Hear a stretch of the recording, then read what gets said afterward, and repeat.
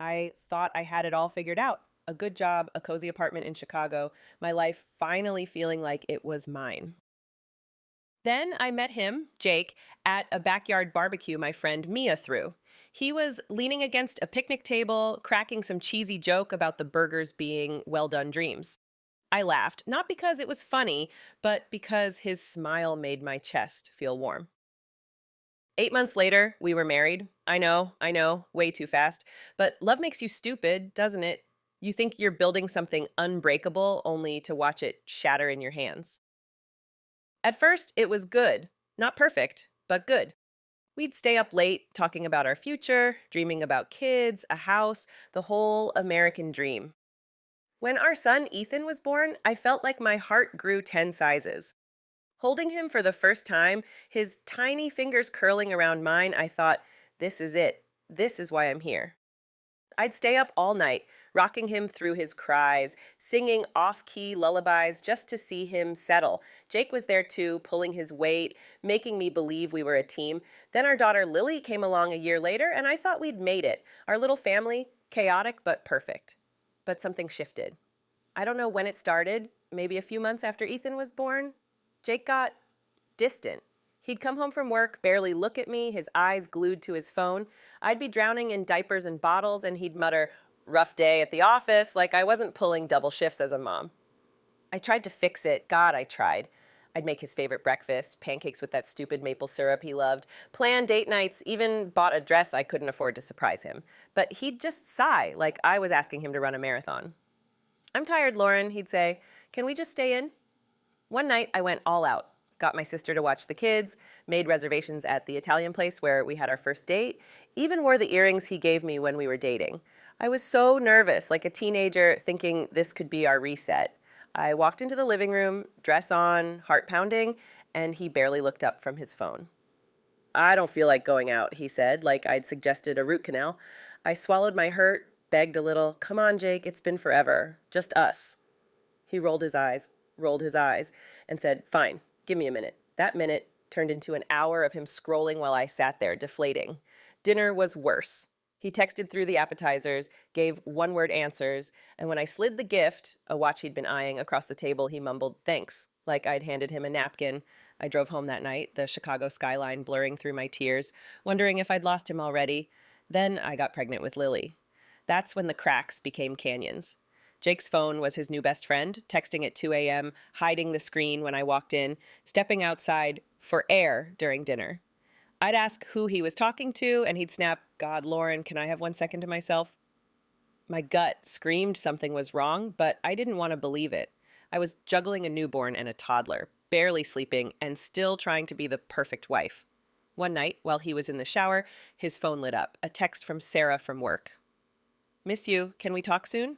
My heart stopped. I didn't confront him, not then. I just watched, waited, felt the dread grow like a tumor.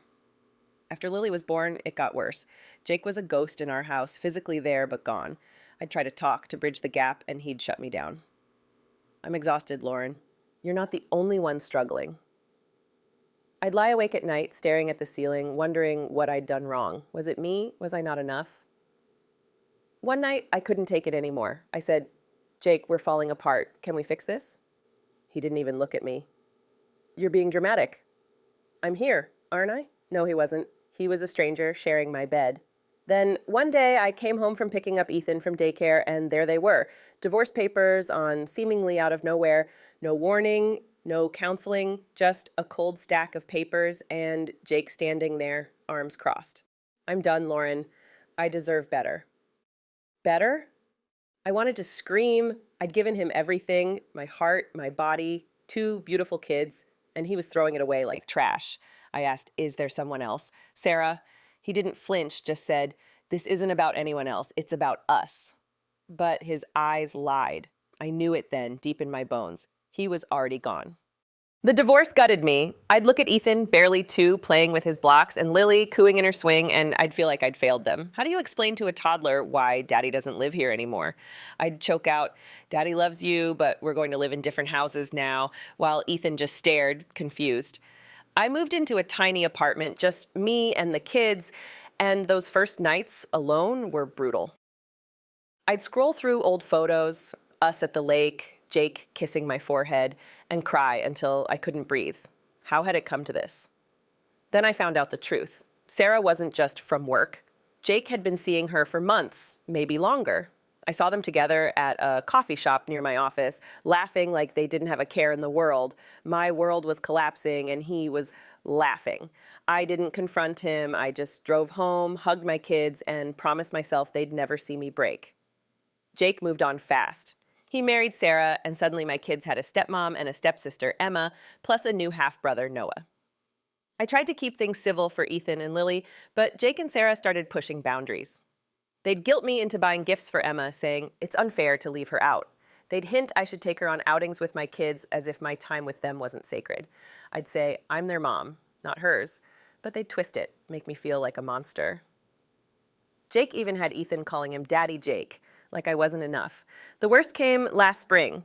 Ethan and Lily got into an elite STEM camp, 40 kids nationwide, and my kids made it. Ethan's a coding wizard, Lily's building robots that could change the world. I was so proud I could have burst. I'd saved every penny for their future, driving a beat-up car, skipping vacations, just to give them this. But when I told Jake, he didn't celebrate. He said, Emma's into robotics too, you should pay for her to go. I laughed, thinking it was a joke. It wasn't. He wanted me to shell out $8,000 for his stepdaughter.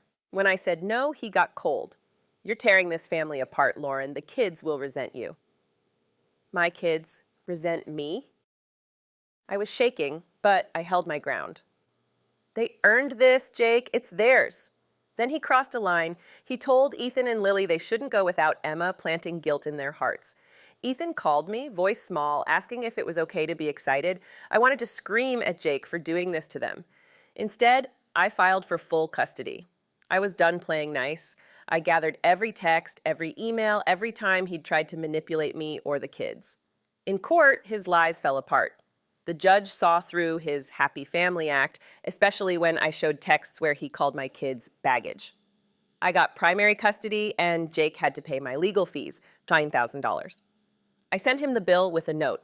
My kids, not your lifestyle. Now, we're in a new house near their school.